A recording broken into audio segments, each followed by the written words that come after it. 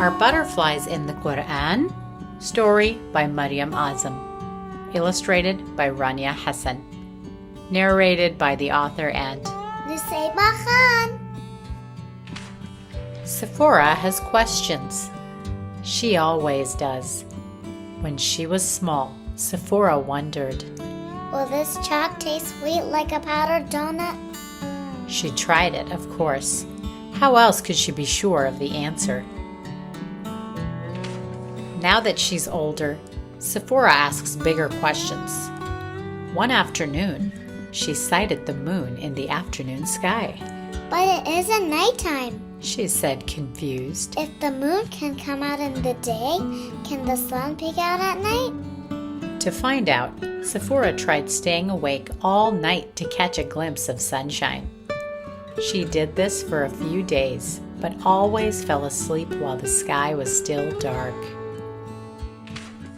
One day in Quran class, Ustada Aisha mentioned that some Arabic letters were sun letters and some were moon letters.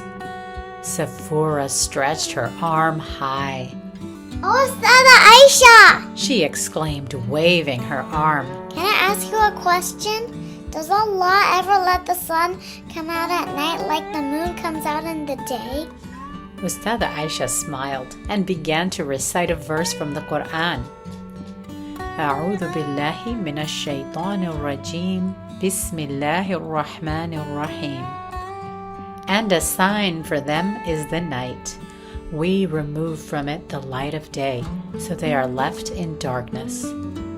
It is not allowable for the sun to reach the moon, nor does the night overtake the day, but each in an orbit is swimming.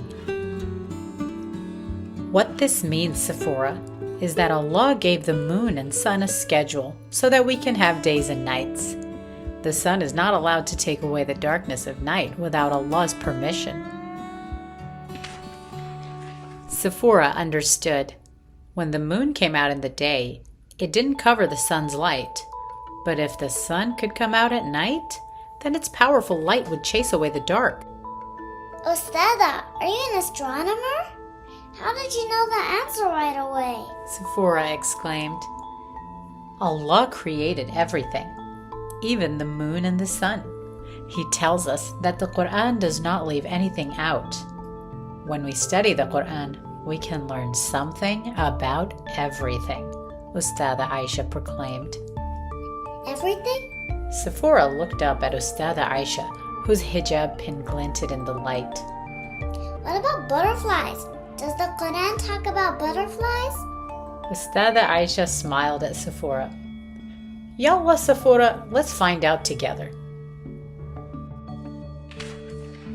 Sephora felt like an explorer looking for treasure, while Ustada Aisha held the map.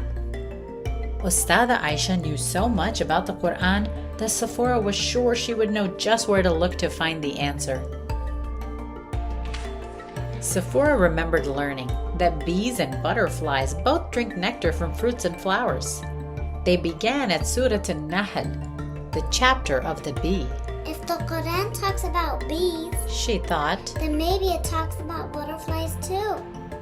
Sephora quickly learned that Surah An-Nahl talked about bees' special honey-making powers. Butterflies did not have similar superpowers, and Sephora didn't find any butterflies mentioned in Surah An-Nahl. Let's keep looking. Sephora said, just a little disappointed.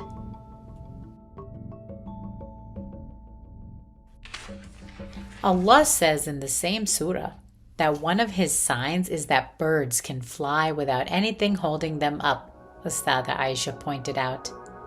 How do butterflies fly? Not long ago, scientists puzzled over how butterflies could fly with such oddly shaped wings that were so big for their small bodies. Sephora learned that Allah designed their wings to clap together and bend to form air pockets that push them forward. Isn't that a sign of His power too? Sephora wondered. Still, they did not find butterflies here either. The Prophet Sulaiman alayhi salam could talk to the animals and jinn. Maybe he spoke to a butterfly too. In Surah An-Nahl, they found ants instead. Finally, Sephora thought she caught a butterfly in the Quran. Actually, several butterflies. But the confused flying insects darting around in the dark turned out to be moths.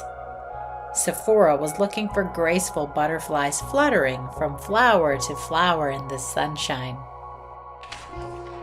There are no butterflies in the Quran, she said, disappointed. Don't be discouraged, Sephora, Ustada Aisha said gently.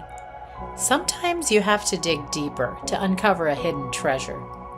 Let's keep looking until we get to the tree of the farthest boundary. Where is that? Asked Sephora. The Sidratul Muntaha is a tree in the seventh heaven. Even the angels don't know what's beyond this tree. Did the Prophet ﷺ see the Sidrat al-Muntaha? He did. On a night of miracles known as the Isra and Mi'raj, a flying horse called the Buraq took him to this special tree where he spoke to Allah. Surah An-Najm tells us that when the Prophet ﷺ saw the tree, it was covered with that which covers it. I don't understand. What covered it? Leaves? Snow? Powdered sugar? Sephora guessed. Ustada Aisha gave Sephora a knowing smile. Luckily, hundreds of years ago, scholars asked a lot of questions about what the Quran means, just like you, Sephora. And because they didn't give up on finding their answers either, we know that when the Prophet ﷺ arrived at the tree, it was surrounded by golden butterflies. Can you imagine Sephora taking a journey up to the heavens to a tree covered in glittering butterflies? I feel like I just did. Sephora looked back at Ustada's glittering gold butterfly pin. Did you know the answer the whole time? Getting to the answer quickly is not as important as how you get there, Ustada Aisha explained. But I didn't get to the butterflies myself. You told me about the Sidrat al-Muntaha. Yes, but you asked a lot of good questions, and we both learned so much, Ustada Aisha said encouragingly. I'm never going to forget how butterfly wings work. And I'll always remember what covered the tree. So should I keep asking questions and sharing what I know? Sephora asked. Absolutely. Great! There's something else I've always wondered.